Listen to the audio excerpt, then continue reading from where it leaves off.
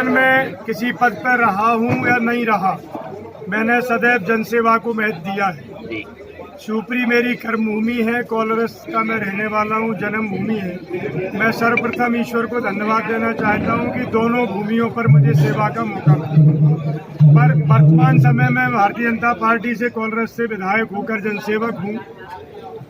3.5 वर्षों से, जब से सिंधिया जी के सहयोग से भारतीय जनता पार्टी ने सरकार बनाई है, मुझे अपनी जनसेवा करने में अथाह पीड़ा का महसूस हो रही है और बर्दाश्त करना पड़ रहा है।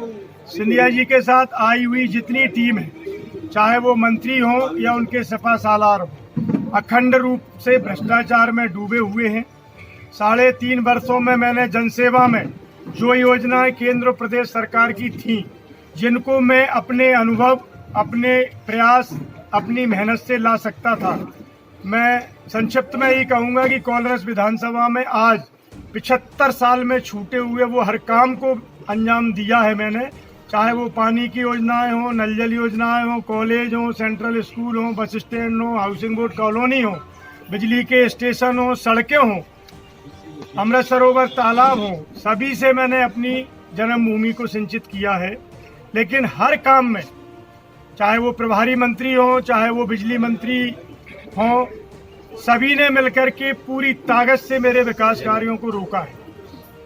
आज भी मेरे बिजली के जो 2 सब स्टेशन है अगरा का, उसको वर्तमान डीएफओ ने आधा काम होने के बाद रोक दिया है, जिसे प्रभारी मंत्री और सिंधिया जी के लोग लेकर आए हैं। बेड़ौन का बिजली का स्टेशन आप सबको ज्ञात हुआ था कि मुझे भूमि पूजन भी नहीं करने दिया। जब मैंने मुख्यमंत्री जी के प्रवास पर उसका भूमि पूजन कराया, 1 हफ्ते पहले मैंने जब लोकार्पण किया, सारे अधिकारियों को फोन करके मना कर दिया गया। व्यावहारिक रूप से मैंने ठेकेदार से टेंट लगाकर अपने सम्मान को और जनता के सम्मान को बचाया और वहां लोकार्पण किया। अनेक ऐसे उदाहरण मैं दे सकता हूं कि पूरी ताकत से सिंधिया जी के मंत्री और उनके सिपा सालारों ने मेरे विकास कार्य को क्षति पहुंचाई है। यहाँ तक कि 1 नहीं 2-2, 3-3 बार इन 3.5 वर्षों में प्रभारी मंत्री या उनके मंत्रियों में मुझ पर फर्जी एफआईआर कराने की कोशिश की, चाहे वो मेडिकल कॉलेज का प्रकरण हो और चाहे वो अन्य कई प्रकरण हो। तो लगातार मैं अपने सम्मान को कैसे बचा पाया हूं, राम जी की कृपा से मैं बहुत ज़्यादा आहत हूं। इन सारी चीज़ों को समय समय पर मैंने, चाहे प्रदेश नेतृत्व भाजपा का हो, माननीय मुख्यमंत्री शिवराज सिंह जी चौहान हो, या जो भी हम नेतृत्व कह सकते हैं, सभी को 3.5 वर्षों में दर्जनों बार इस बात को मैंने कहा।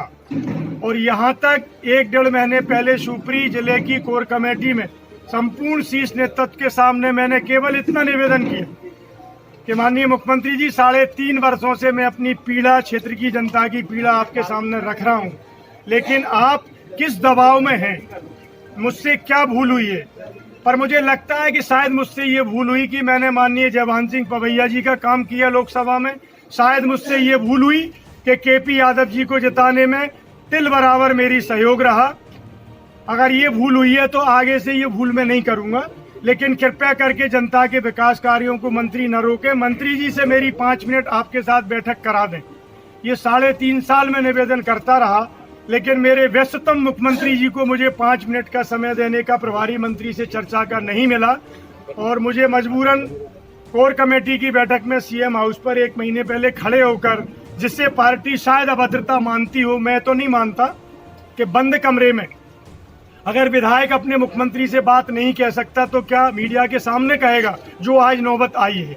मैं नहीं चाहता था ये नौबत आए, पर मैं जनसेवक हूँ और मैं अपने मुंह से नहीं कहना चाहता कि राजनीति से 22 वर्ष में मैंने 22 रुपए का लाभ अर्जित नहीं किया किसी भी माध्यम से। अपने मेहनत की कमाई से, मेरे बेटों के व्यापार की मेहनत की कमाई से मैंने सारे चुनाव लड़े हैं, सारी जनसेवा की है। चाहे वो गौ सेवा की हम बात करें, चाहे मानव सेवा की करें, मैंने कोलरस विधानसभा में अपनी सेवा के सारे प्रयत्न करने की कोशिश की है। पर जब मुझे लगा कि भारतीय जनता पार्टी में ग्वालियर चंबल में या ग्वालियर गुना लोकसभा में भारतीय जनता पार्टी हमारी बात को सुनना नहीं चाहती है, व्यक्ति विशेष और किसी परिवार के दबाव में मूल भारतीय जनता पार्टी के कार्यकर्ता को यहाँ कोई शरण नहीं मिलने वाली है, तो मुझे लगा कि मुझे अब निश्चित रूप से इस परिवार से पृथक होना चाहिए और इन पीड़ाओं के कारण मैं आज ये निर्णय ले रहा हूँ। प्रमुख कारण यही है। दूसरा कारण है, जैसे मैंने विधानसभा में शिवपुरी जिले के 2 वर्ष से चल रहे 84 करोड़ के घोटाले की बात उठाई विधानसभा प्रश्न के माध्यम से, तो मेरी शायद पार्टी को ठीक नहीं लगा हो, पर मैंने चर्चा की। उस चर्चा में केपी सिंह जी भी बोले, कांग्रेस के विधायक। लेकिन मुझे दुख है कहते हुए उन किसान भाइयों को हौसला और हिम्मत देना चाहता हूं, जिनके 10-10, 20-20 लाख रुपए जमा है, जिनके घर में दुर्भाग्य से किसी के कैंसर है, किसी की बच्ची की शादी होना है। लगातार 3 साल प्रयास करने के बाद उस विषय पर भी न विधानसभा में गंभीरता से लिया गया, न माननीय मंत्री अरविंद भदौरिया जी सहकारिता मंत्री ने उस विषय को लिया। अनेक बार, दर्जनों बार चर्चा करने के बाद मैं हताश हो गया और आज वो जो गरीब किसान जिसका 10 लाख, 5 लाख, 20 लाख जमा है, उसको 2-2 हजार रुपए एक बार जाने पे मिल रहे हैं। तो इस तरह की जन समस्याओं की सहकारिता घोटाला। और चाहे गौ सेवा की बात करें, मैंने 2 बार विधानसभा प्रश्न लगाए हैं पिछले 1 सालों में कि गौ माता को केवल 15 रुपए आप अनुमान देते हो और 30 रुपए मिलता है आपका उत्तर प्रदेश में, और पड़ोस के राज्य, कांग्रेस शासित राज्य राजस्थान में भी इससे अधिक मिलता है। तो मैंने विधानसभा प्रश्न के माध्यम से भी गौ माता की चिंता करने की कोशिश की, क्योंकि मेरा विशेष लगाव है।